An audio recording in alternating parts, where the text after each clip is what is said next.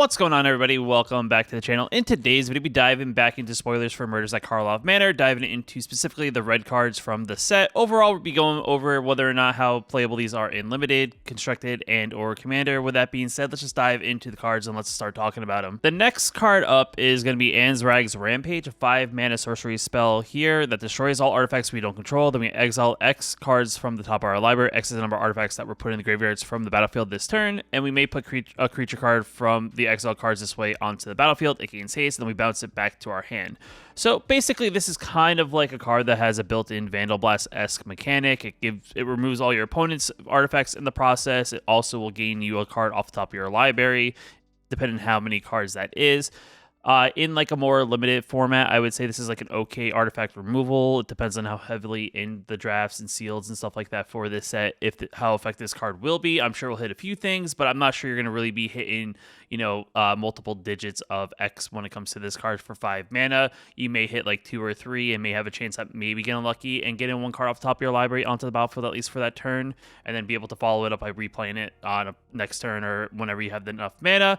But overall, it's not a bad card to have for Limited. In Constructed, I don't really know if there's too many artifact decks out there that really rank at the top of the meta, especially in Standard.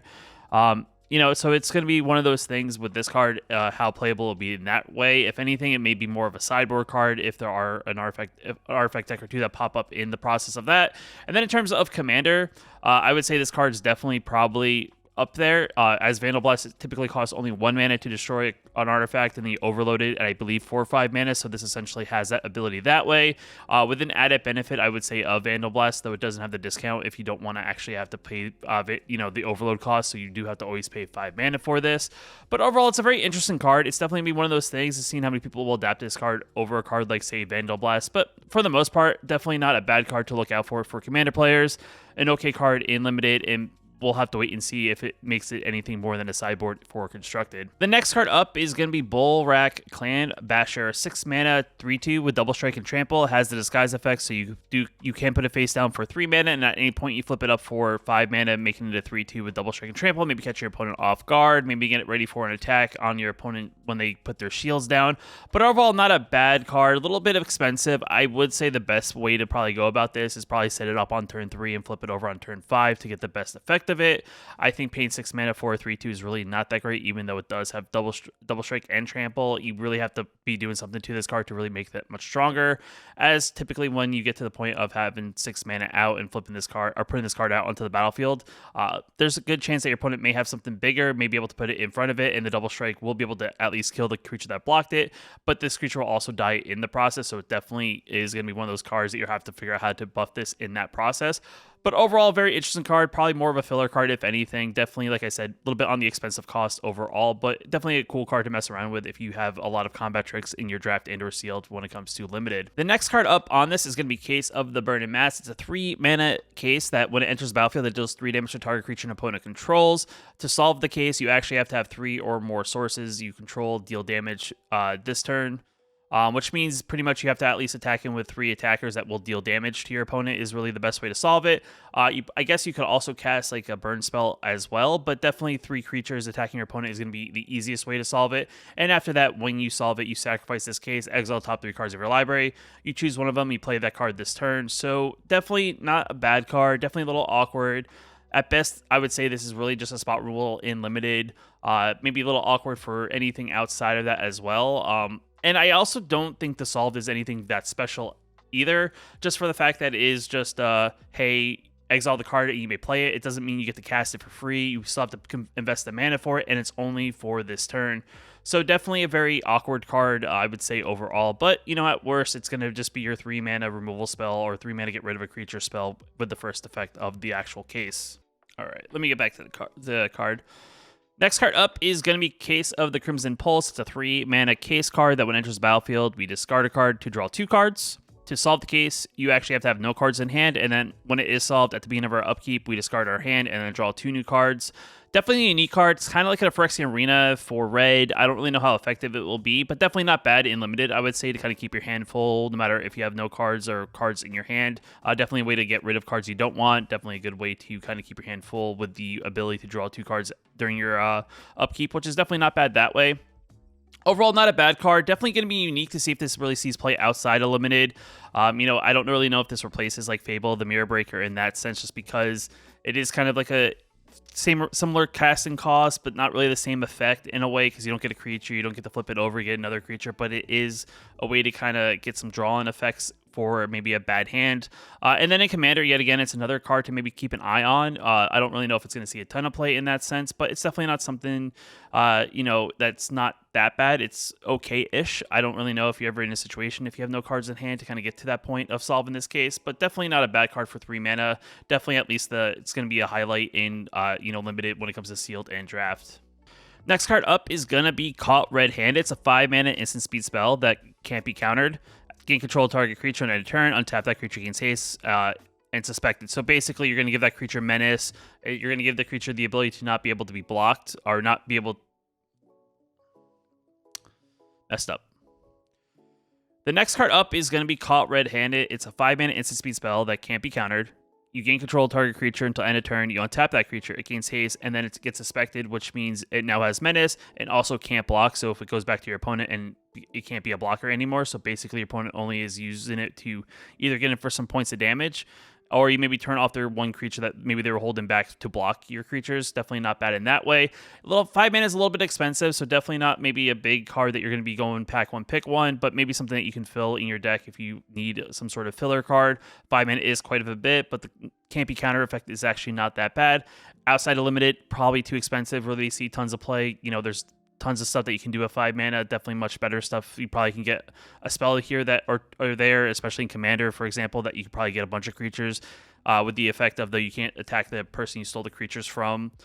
So definitely going to be one of those kind of cards that will probably just see some play here and there in limited one for the most part. The next card up is going to be the Chase is On. It's a 3-mana instant speed spell that target creature gets +3/+0, gains first strike until end of turn, and then we investigate. So overall, not a bad instant speed spell. It's definitely, it's got its perks. It's more of a combat trick. I would say this is a card you're playing as a filler card if you're lacking removal for the most part in your sealed and or draft.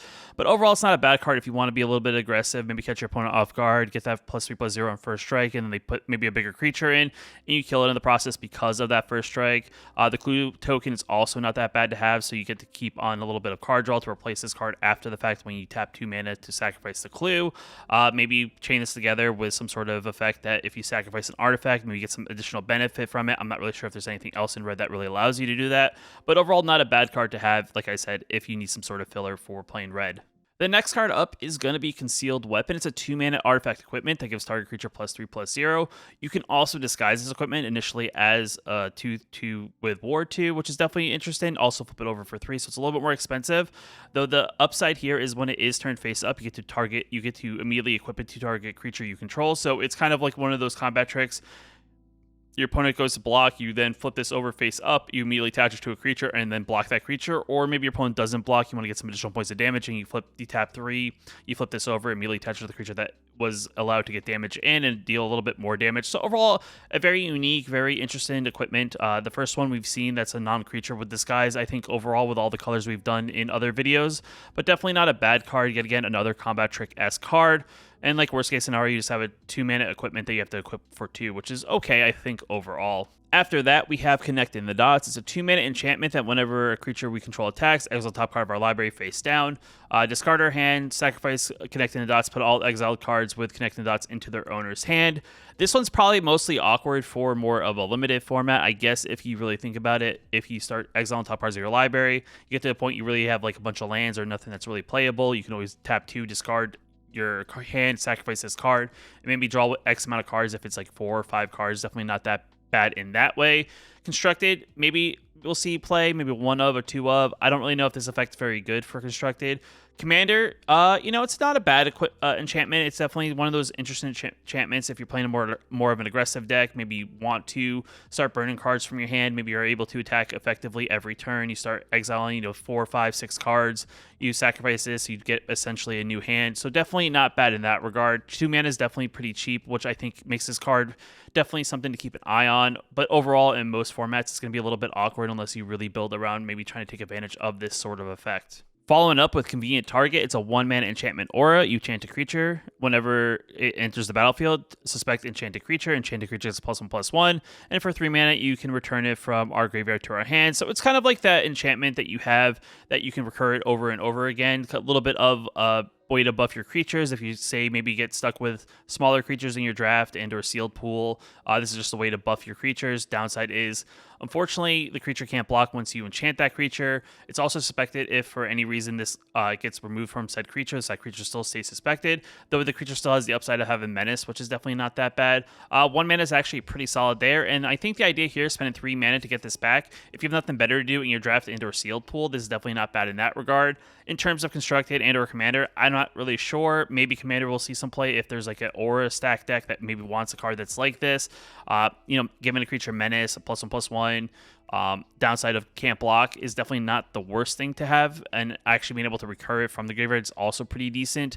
In terms of constructed, I really don't know in standard if this really will see a ton of home, because the enchantment deck that currently exists is mostly in green and white. I don't really think you're going to splash red just for this one card. I also don't think you want to really turn your creatures off from blocking, which a lot of them have either lifelink or they just get really, really big and they just can block very, very well. But nonetheless, this will see tons of play, probably unlimited, and probably also see some play here and there in Commander if you play a deck that's focused on auras. After that, we have Cornered Crook. It's a 5-mana 5/4, which already is pretty solid right then and there. When it enters the battlefield, you may sacrifice an artifact. When you deal, it deals 3 damage to any target. So, all in all, I am very high on this card. This card seems like a nice, solid card. You pack one, pick one. If the rare is not really good in a draft, this is definitely a card I'm going to be playing in a deck if I'm playing red in sealed. In terms of constructed and commander, probably not in that regard, but I think this idea of there's tons of ways to investigate, there's tons of ways to generate artifact token or artifact clues. So being able to cast this probably on turn 5, you may have an artifact clue or something like that you're able to sacrifice when this comes out. And you get a 5/4 on top of that. You get to maybe spot removal something or deal 5 points of damage to your opponent's face if that's really what the case is. But overall, this is a very strong card, I think, especially at the uncommon slot. 5/4 is very good to have this additional damage effect on top of it. Next card up after that is going to be Crime Novelist. It's 3 mana, 1/3. Whenever we sacrifice an artifact, we put a +1/+1 counter on the Novelist, and we add a red mana. Right off the bat, this card seems pretty solid. Definitely a card to look out for, maybe in draft. There are a lot of ways to investigate and create clues. If there's a way to make treasures, essentially turn that treasure into making just 1 mana into 2 mana, one of them definitely being red, the other mana being a mana of any color. But essentially, that's an outlet then to sacrifice an artifact for free and net you positive mana, which is definitely pretty good. I think this is a card that definitely can get out of hand. 3 mana is definitely not, the worst thing for a 1/3, but it's kind of a 1/3 that you want to grow over the course of the game. And then eventually this card becomes a problem. Your opponent has to then deal with it, making it kind of that problem there. And like I said, if you sacrifice a clue by paying 2 mana, you net a 1 mana, which then you can then either spend on something else, whatever you base on what you draw, or maybe sacrifice another clue, add another counter, add another mana, kind of keeping that loop going. Overall, not a bad card, I would say, for limited. In terms of constructed, maybe there's a way you fit this into like an Anvil deck for the most part. If you are able to play Anvil, play this card alongside of it. Anvil itself has a way to sacrifice a clue outlet. There's other clues in technically stand that you could also play along with this that also you want to sacrifice, whether either you sacrifice them to the Anvil to generate artifacts that you then sacrifice to the Anvil on the following turn. Like I said, I think I can see the wheel spinning of maybe, like I said, an Anvil deck that kind of works alongside of that in standard. I don't know how good that deck will be, but definitely a card that could fit into that deck and take advantage of you sacrificing artifacts, generating mana to kind of ramp you up overall.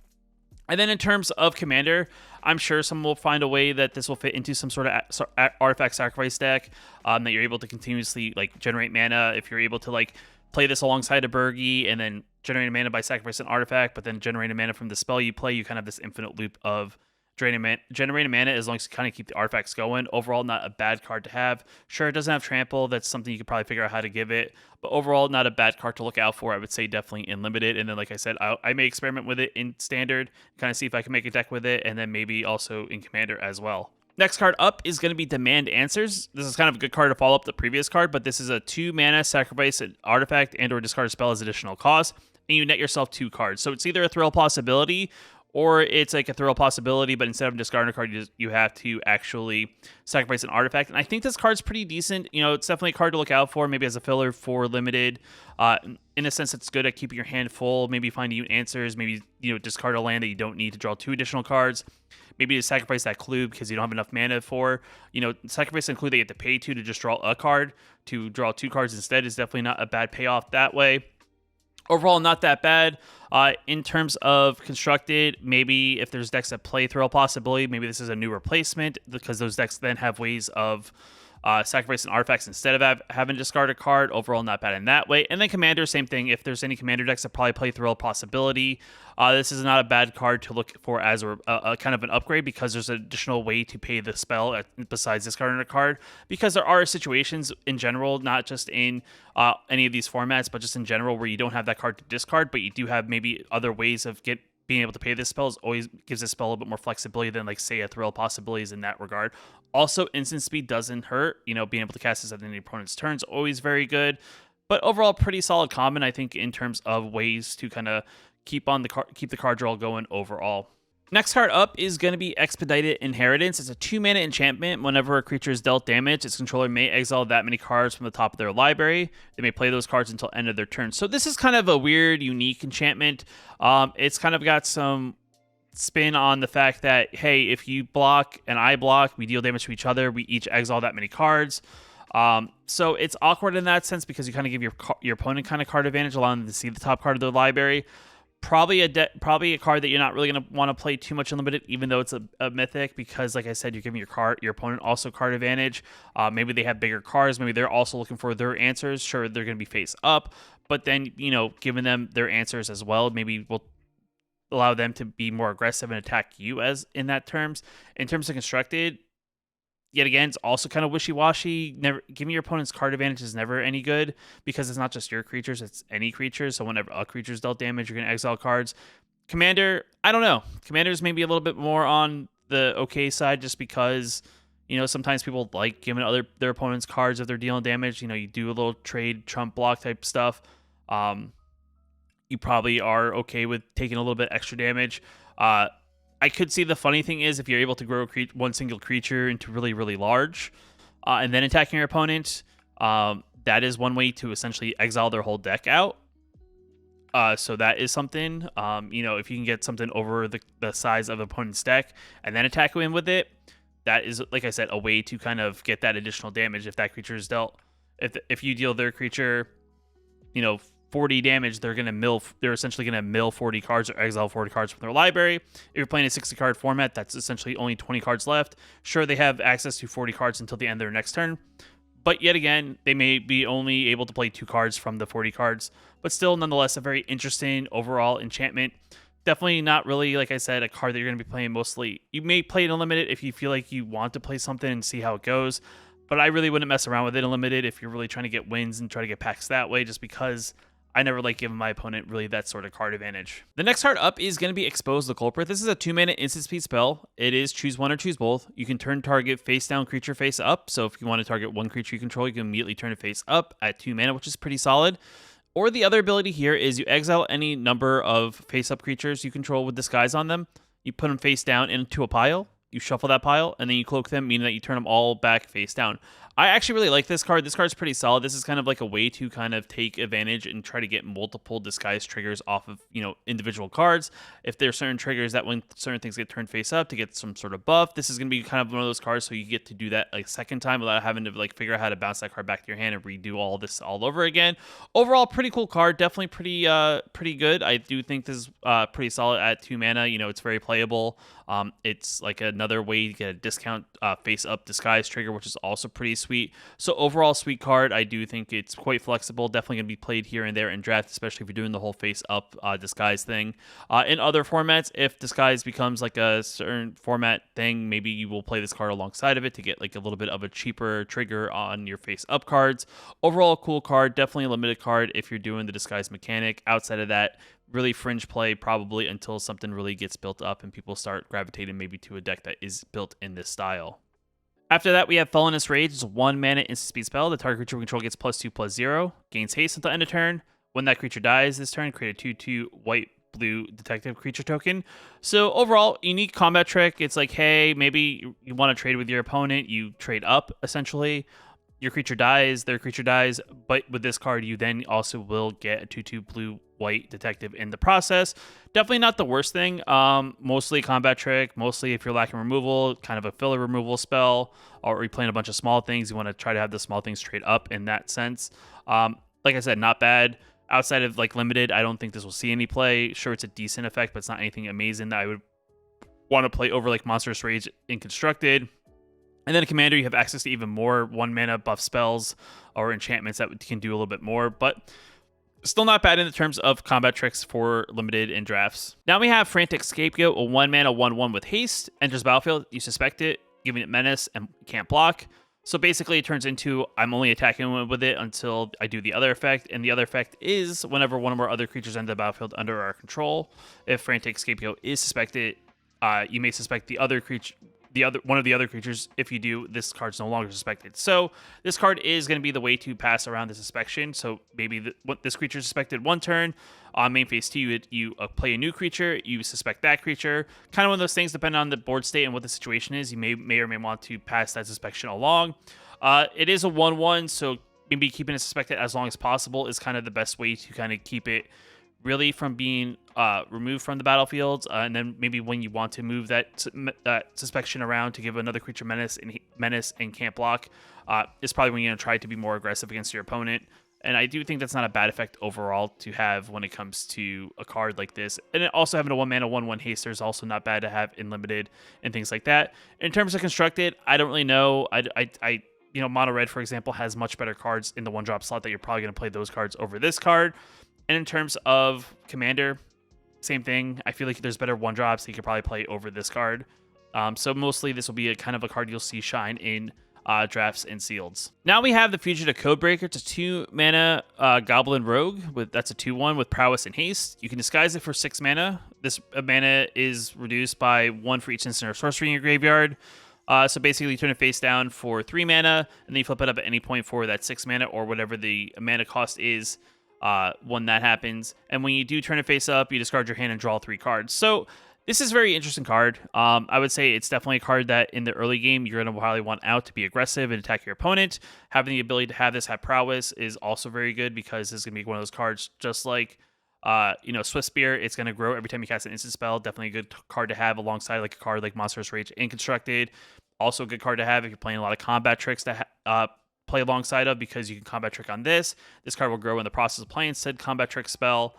And then maybe this card gains first strike, and then be able to trade with something and not actually die in the process. And I think the upside is if you start drawing this in the late game, you first play this as the face down side, and then when you want to, if you don't have any cards in hand or you just have lands in your hand, you can discard your hand and draw a brand new 3 cards. So I do think this card is going to be pretty solid in limited, in draft, and or sealed. It'll be interesting to see if people want to play this in their mono red decks in standard. And then in terms of commander, I'm sure, this is a deck card that's going to fit into a solid goblin deck for the most part. It is a goblin.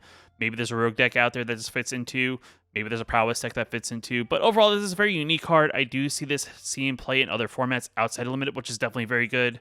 And its overall card makeup, I think, makes it very playable for the most part. 2 mana, 2/1, prowess, haste. It's a lot of things that you want on a red card.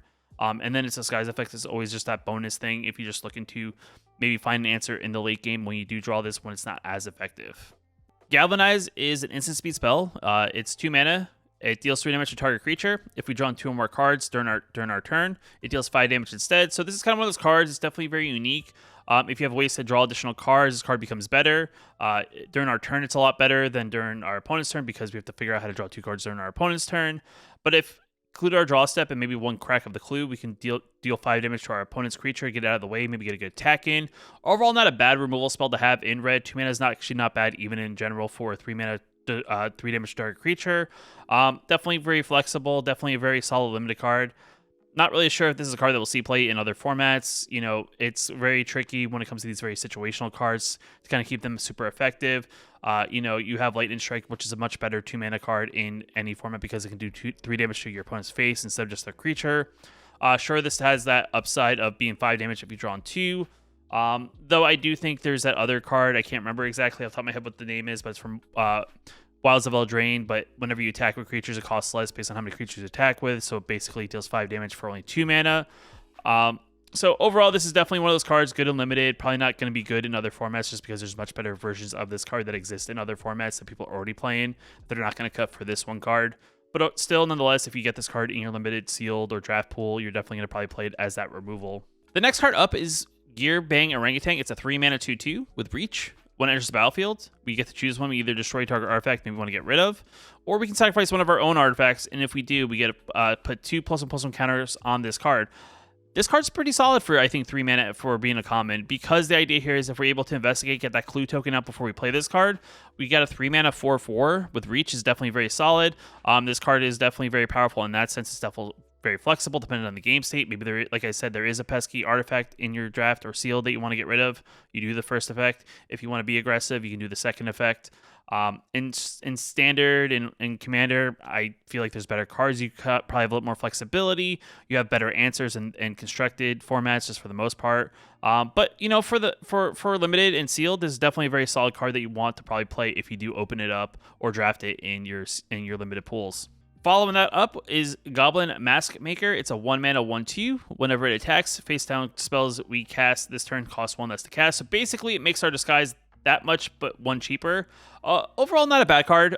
You know, it's definitely be kind of unique in the sense of it's going to be able to attack and be able to effectively get in. Typically, when you would already have a face-down card, because it does cost 3, it's not going to be very easy to really have this attack on turn 4 or 5, because by that point, your opponent has other creatures to block with. So typically, when you do this, you're more than likely going to sacrifice this to flip something up at that cheaper cost. But still, nonetheless, it's definitely a unique card, definitely a very solid playable card in limited, just because it makes the face-down effect more cheaper overall to flip face up. You know, like I said, some of the disguise effects do cost 5 or 6 mana. Paying only 4 or 5 mana instead is a little bit of a better discount, because the turn you played on turn 3, you can flip up your more expensive spell maybe on turn 4 and maybe get a little bit more damage in on your opponent. And maybe you attack in with your disguised creature and they block that instead of this. And they're like, they're not going to flip it over. And you flip it over and you're able to kill the creature that they blocked with, but not have your creature die in the process. Still, you know, it's a very unique card. Definitely a solid, you know, card as a filler if you're playing a lot of flip face down cards in your limited draft and or sealed, maybe to try to see if you can find one of these in the process. If not, you know, it's okay. I do think this is going to be, like I said, a limited card that's going to be a filler card for that face down style deck. And constructed and commander, probably not going to really see that much play in those formats. Following up, we have Harried Dronesmith. It's a 4-mana 2/3. At the beginning of our combat during our turn, we could have 1/1 Thopter artifact token creature with flying. It gains haste on the end turn, and then we sacrifice at the beginning of our next end step. This is kind of one of those cards that activate previous cards we went already over in this list for our limited draft and or sealed. This is a card that's going to generate a token. You then can play like your orangutan. You can then play that goblin that whenever you sacrifice a creature, gets a +1/+1 counter. It generates you red mana. This is kind of like that card that kind of goes very well alongside of that, has very good synergy. Definitely a very good card. Like I said, very synergistic in your draft and sealeds. If you draft one of those cards, you're probably going to want to see if you can draft one of these cards to go along with it, or vice versa, just because they kind of benefit each other overall. Sure, it's not really the scariest thing on itself. If you just have this, only be able to generate 1 token every turn and get 1 point of flying damage, and sure, it will slowly drain your opponent, but it's not really going to finish off your opponent. You're going to want to find something that's very synergistic with this effect of either generate artifacts and or sacrificing artifacts and being able to take advantage of that effect. But overall, I do think this is going to be a solid card for limited. Constructed and commander, probably not as much, just because 4 mana is kind of expensive. I don't really think there's a good way in those formats that you're going to want to invest this mana in over another 4-drop or be able to really push pressure on your opponents in general.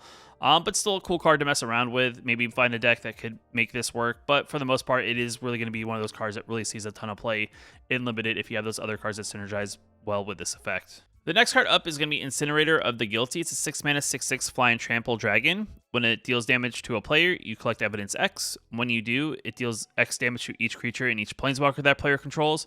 So overall, a very unique card. Definitely a very expensive card. 6 mana for a 6/6 is kind of expensive in most constructed formats.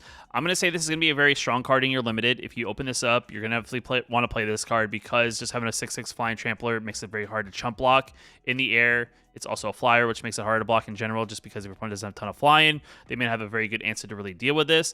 And I do think, given this other idea of having a built-in creature that also can board wipe the board, is definitely very good as well, because typically your graveyard may be full at this point by the time you cast it. And then being able to even collect evidence for like 3 or 4 is definitely going to be very good in that way as you wipe the battlefield. So definitely going to be good in that. And I do think this is going to be a card people are going to be looking for Commander. People love dragons. You know, it's that one of those archetypes for Commander that people love building around. So this is definitely going to be another solid 6-drop, kind of big, expensive dragon that you're going to want to play in that format. In terms of Standard, maybe a big red deck forms and you want to play this card in it. It is kind of expensive for Standard, as typically Standard is a little bit more of a faster format. If you're not able to immediately get a payoff with this card, it typically leaves the battlefield before you even get a chance to tap it. So trying to figure out how to give it haste is going to be maybe the biggest thing if you want to try to see if it can be played in Standard. But Commander and or Limited is going to be where this card is going to shine greatly for the most part. The next card up is going to be Innocent Bystander. It's a 2-mana 2/1. Whenever it is dealt 3 or more damage, you investigate. So this is going to be one of those cards that you're going to want to try to sacrifice into something. You're going to probably tack in with it initially when it first comes out, get maybe 2 points or 2 points or 4 points of damage in initially. And then at some point, you're going to want to just keep on trying to swing with it and make your opponent a block with their biggest thing, hoping to deal that 3 damage into it to get that investigate counter. This is going to be mostly a filler card in Limited. I don't really think this card is anything special. It's just really a 2/1 for 2. Really trying to get that 3 additional damage is going to be very hard for the most part, because your opponent's going to see that effect face up. They're not going to really want to throw something so big into it to give you card advantage in that regard. Maybe they know you want to use that artifact token for a reason. So basically, it's going to be easily chump blocked by little small things. You know, you're going to have a little 1/1 block this. So basically, this is mostly just a filler card. It's not going to see play mostly in other formats, unless maybe there is some sort of budget deck that pops up in some format that plays around goblins, and this card kind of finds a home there. But I don't really think this effect is anything special, and itself is not really a special card, even at common. The next card up is going to be Knife. It's a 1-mana artifact clue equipment. As long as it's our turn, equipped creature gets +1/+0 and first strike. For 2 mana, we can sacrifice it and draw a card, or for 2 mana, we can actually equip it to our creature. Overall, it's not a bad equipment, because all these equipments in general that all are themed around the clued card game are relatively on the cheap side. They don't cost a lot of mana to actually play on the battlefield. Maybe this is just a card you put on the battlefield to sacrifice to a card that wants to sacrifice an artifact. Maybe at worst you get a draw a card effect out of it. This is probably the worst one I've seen so far, because I don't really like the equipments that are like, hey, if it's your turn, you get that benefit, but if it's your opponent's turn, it's just you just spent 2 mana just to put this on a creature, and that this equipment doesn't really do anything. So basically, you only want to use this if you want to be aggressive. This is really mostly a 1-mana filler card in your deck if you're just looking for ways to get additional points of damage in. If you have a bunch of small creatures, you really want to buff them up. I'd probably play the Knife, but mostly for the most part, this is not really going to see a ton of play. Probably this is going to be one of those cards you probably pick towards the end of the pack. You're like, okay, I guess I'll take this card because it's in my colors. And like I said, you're going to probably put it into your deck if you need to find if you need a filler card, or if you want to buff your smaller cards, because they're not really the largest creatures overall. Following is Krenko, Baron of the Tin Street. So we got another Krenko reprint. It is a new Krenko overall, but it is a 3-mana legendary goblin. That's a 3/3. It has haste, so definitely very good there. If we sacrifice an artifact, we put a +1/+1 counter on each goblin you control. Whenever an artifact is put into a graveyard from the battlefield, if we do, we may pay 2. If we do, create a 1/1 red goblin creature token. It gains haste on end of turn. So this card is very unique. It's not going to be like the bomb, I would say, in Limited and Draft, just because it really only focuses around goblins. But if this is something, if you have a goblin deck or something like that, you're going to want to include this in your Commander deck. If a goblin deck pops up in Standard, I don't really know if there's enough cards to really build a goblin deck, but this could see homes in the other goblin decks in other formats as maybe a 1-of, just another 3-drop creature. Maybe be able to buff your creatures on the turn it comes out if they also have artifacts in general. But for the most part, it's a pretty solid 3-drop. I think I would want to play if I open it up in my draft and or sealed. If I'm able to draft a couple other goblins, maybe this card gets that much better. And I would have to also look out for other ways to generate artifact tokens or artifacts in general, just because I'm going to want to try to use this effect as much as possible.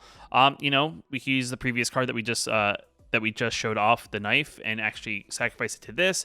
Given all our goblins a +1/+1 counters, and we played the Knife earlier in the game, and we didn't really put it on anything, but we were able to sacrifice it and get some sort of benefit out of it. But still, nonetheless, definitely a cool card to look out for. Definitely a card that could see some fun gameplay stuff happen, just because it does seem pretty powerful if you're able to generate a bunch of goblins and kind of overwhelm your opponent and get a very wide board.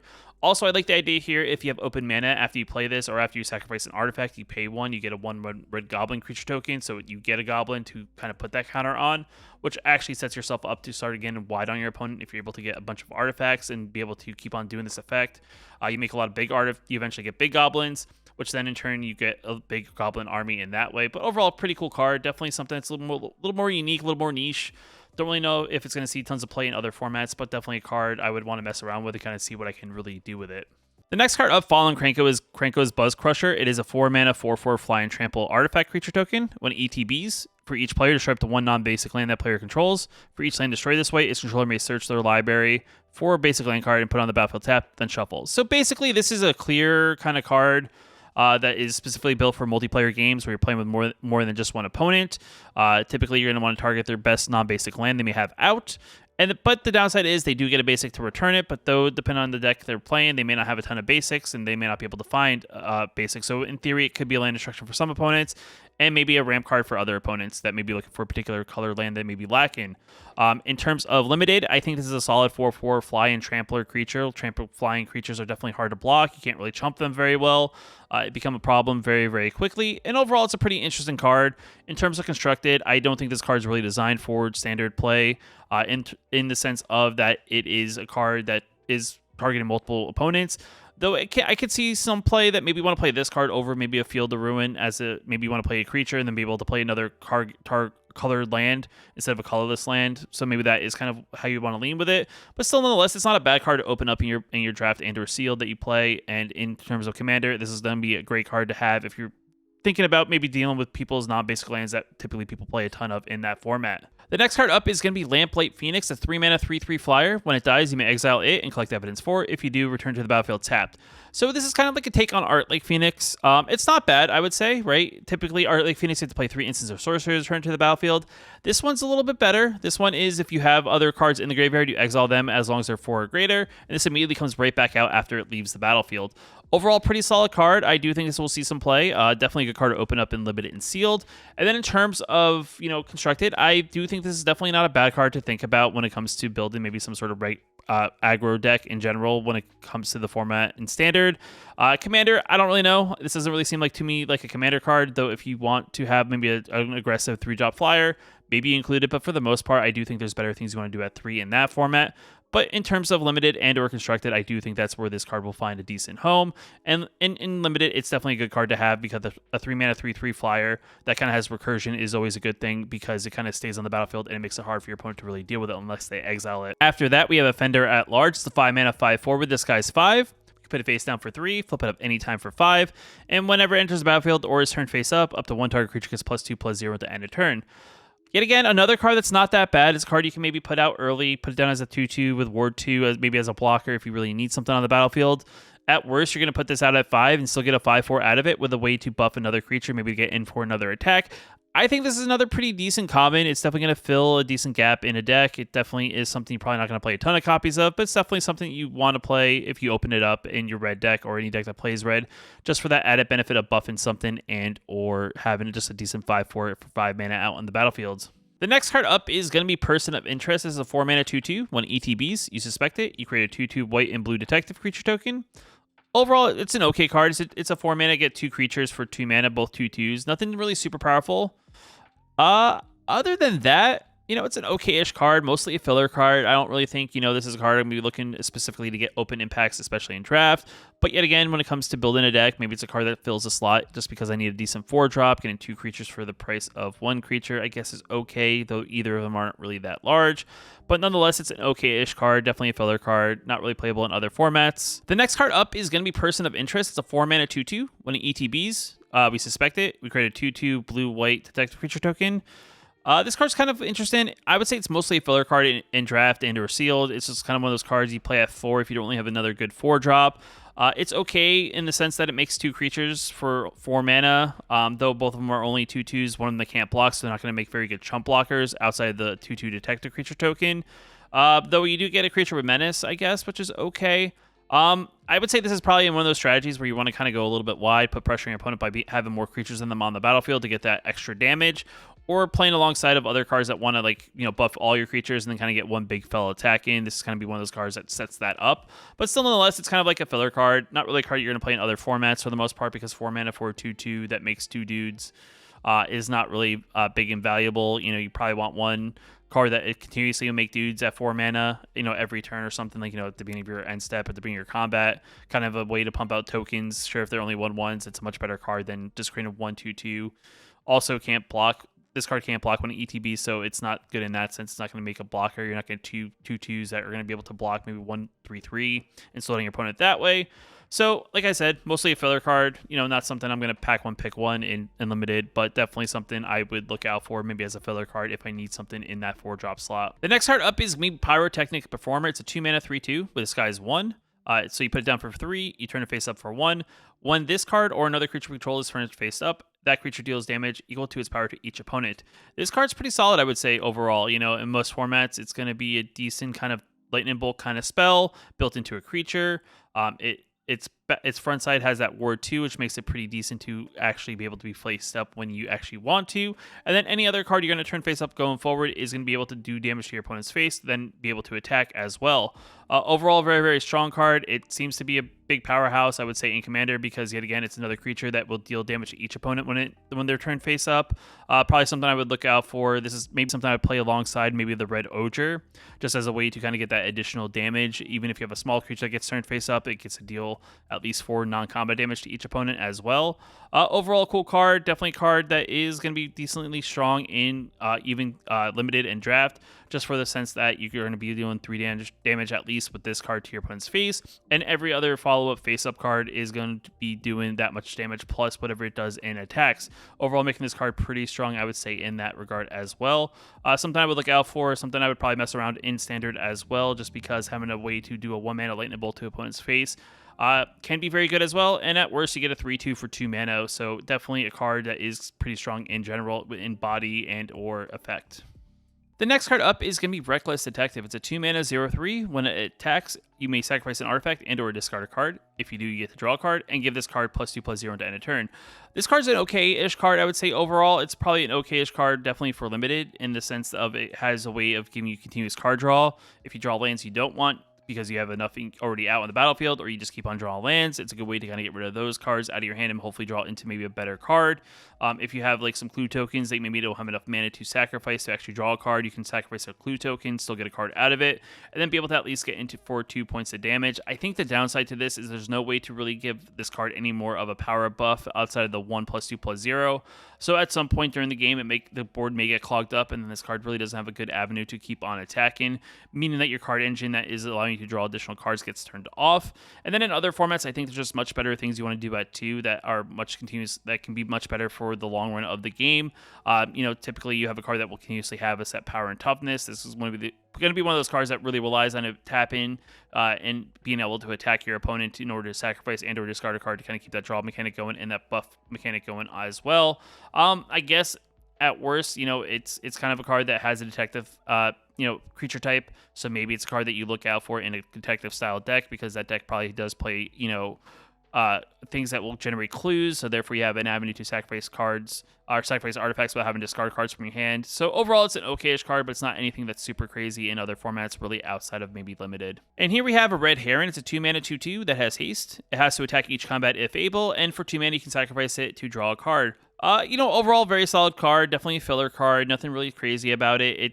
I think the thing that really draws it back from being a very good card, even for 2 in limited, is the fact that it has to attack each combat. So it gets to a point that you have to either sacrifice it to draw a card, or at some point this card is just gonna get thrown into combat, and it unfortunately will probably die because your opponent will just have a bigger blocker. It is an artifact, so it's definitely another outlet that you can sacrifice due to those other sacrifice cards that want to look for sacrifice effects. But overall, it's like an okay-ish card, definitely a filler card, not a card that's going to be played in other formats, but definitely kind of cool little nod at certain things that happen in murder mysteries. There's always that Red Heron type thing that makes you think one way, but in reality it's been something the other way the whole other time. So overall, it's a cool card, mostly a favorable card, but other than that, not really anything super special on the card. The next card up is going to be Rubble Belt Bogart. It's a 5-mana 5/5. Whenever it attacks, if it's not suspected, you suspect it. So this is kind of one of those unique cards.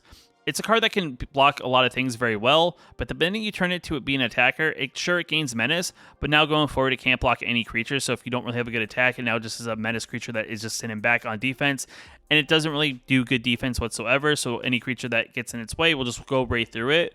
So it is one of those cards you're going to, you have to plan when you want to use it to be an attacker, because going forward you have to think this card's not going to be able to attack going forward, so it is going to have to make you think about attacking before you actually do, and think about the long run ramifications of actually getting that first attack in.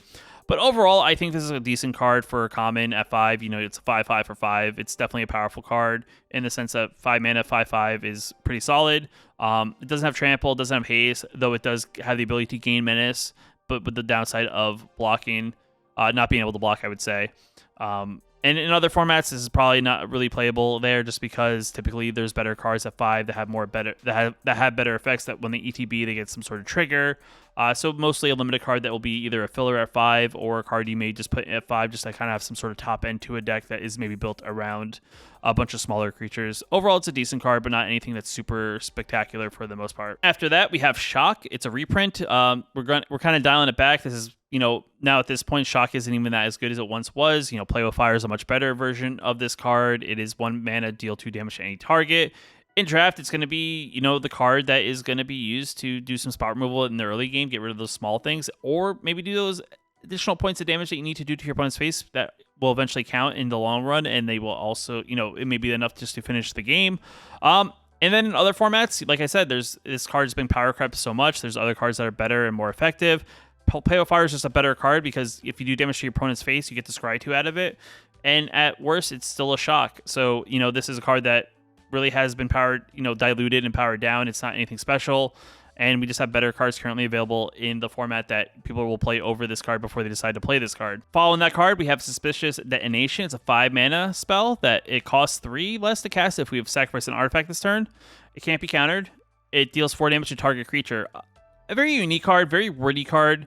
The thing here is we have to sacrifice an artifact in order for this to cost anything that's cheaper than 5 mana. So it is something we have to kind of think about. It's also sorcery spell, so it's all happening on our turn, so we have to kind of, you know, do this on our turn. It is going to take an investment. If we don't have a sacrifice outlet, it's going to sacrifice something for free artifact wise. We have to then maybe spend mana to crack a clue, which already costs 2 mana. So all in all, at most, this is a card that's going to be discounted by, you know, 1 mana, because you're going to have to sacrifice a clue by paying 2 mana, and then paying 2 mana addition for this to do 4 damage to one single creature. But yet again, we're limited in removal in red, and, you know, 4 damage is still pretty solid in limited. So overall, it's a decent card to look out for if you're looking for some removal in red. But it does have that caveat that it actually costs 5 or it could cost 2, depending on, you know, the situation of sacrificing or not sacrificing an artifact. And its upside as well is that I guess it can't be countered, which makes it a little bit better as well. So you don't have to worry about, you know, if you play this removal spell, is your opponent going to have an answer for it. Next is Torch the Witness. It's this X red spell. It deals twice X damage to target creature. If excess damage was dealt to that creature this way, investigate. So basically what this is, if we put 2 mana into it, it's a 3 mana, deal 4 damage to one target creature. Any excess damage that may be dealt would generate us a clue. If we do just enough, you know, we put 1 mana into it, we do 2 damage to target creatures. It becomes a 2 mana, deal 2 to target creature. It's an okay-ish card. It definitely, you know, can be fluctuated. It's kind of one of those cards that maybe, you know, red sometimes lacks. You know, as the game goes on, sometimes your opponent may drop a big creature. And a lot of those cards that do 4 damage or 5 damage aren't enough to really get rid of that big creature. So this is going to be one of those cards that you could invest 4 mana into, deal 6 damage to one target creature, which in a lot of terms will kill most creatures that you may see in this format. So definitely something to look out for. It's definitely not bad. It is sorcery speed, so it is something that you can only do during your turn. So it is going to be kind of like an individual removal spell that will make you probably take a turn off after probably investing a ton of mana into. But at worst, it maybe in the early game, you invest like 2 mana or 3 mana into it, and you know, you get a clue token, and you get to maybe use that clue token to maybe find another burn spell to get ready for the next creature that may be played on the battlefield. In other formats, I feel like this is too slow. I just think you need that removal that's instant speed, and having any sorcery speed removal is just a little bit too slow for the way the formats work. There's just so much better removal that is instant speed that you probably want to play that for even the same amount of cost you can invest into this at best to really get rid of that one thing. So all in all, this is probably one of those cards that we'll see some play in limited just because of its ability to kind of scale up as the game goes on. In other formats, it just doesn't exist really because there's just so much better stuff at instant speed. Next card up is going to be Vengeful Tracker. It's a 2 mana 2/2. whenever opponent sacrifices an artifact, it will do 2 damage to them. So this is definitely a unique card. Definitely turns off a lot of artifact sack effects. Definitely a card you want to look out for, I would say, in this limited pool, just because there are a lot of ways to get investigate tokens, and this will make your opponent think before they sacrifice that clue token to draw a card if they want to take 2 damage in that process. So it's kind of like that Shieldred effect built into a card. Definitely a card that you'll see probably pop up in sideboards in that sense. It is a card that could see some play in standard if an artifact sack deck pops up. Probably going to see 1 or 2 copies in most sideboards in that sense. And then I guess if you maybe build a commander deck, this is probably something that maybe in commander we'll see some play. If you think you're at a table where opponents are sacrificing a bunch of artifacts, as there are many ways for your opponents to generate a bunch of treasure tokens before they sacrifice those said treasure tokens. Each treasure they sacrifice to spend mana on something will make them take 2 damage. So it's definitely a unique card. I do think this card could see some play in other formats. So it's definitely, I think, going to see some play. I don't think in like a constructed format with a sideboard, it'll be a main deck kind of card, but definitely as a sideboard card at best. And then, like I said, in limited, I think this card will be pretty solid because I do think for the most part, this set has a lot of investigate in most colors. So I do think most decks will be playing some sort of sacrifice. At worst, it's a 2-mana 2/2 Grizzly Bear in sealed and draft. So overall, pretty solid card. Definitely cool to kind of see something kind of counteract what this kind of set has been doing for the most part. So definitely a card to kind of keep your eye on for if you're looking to collect or put it in a deck that maybe is built around countering your opponent's sacrifice effects. With that being said, this is going to be all of red. Overall, red's quite interesting, I would say, compared to the other colors as well. It definitely has a lot of unique mechanics, I think, that kind of go alongside of turning things face down, face up, utilizing your ability to sacrifice your clues or artifacts to actually generate some sort of card advantage and or making your creatures larger. Overall, so far with this set, I am quite impressed with the cards that I've seen so far. Definitely going to be quite interesting to see how the limited format is with all these cards and how they kind of interact with one another and based on what your opponents think they have to do with their cards. Overall, it looks like to be a fun limited format. Definitely going to see how this will really impact in other constructed formats. And there are a few cards so far that I've seen could see some impact on Commander as well.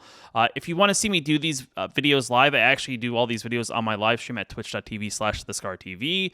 If you like the video, hit that like button. It definitely helps out a lot. It lets me know you guys like these style of videos. If you're new here, you want to post new videos like this one here on the channel, hit that subscribe button. But until next time, I'll see you in the next video.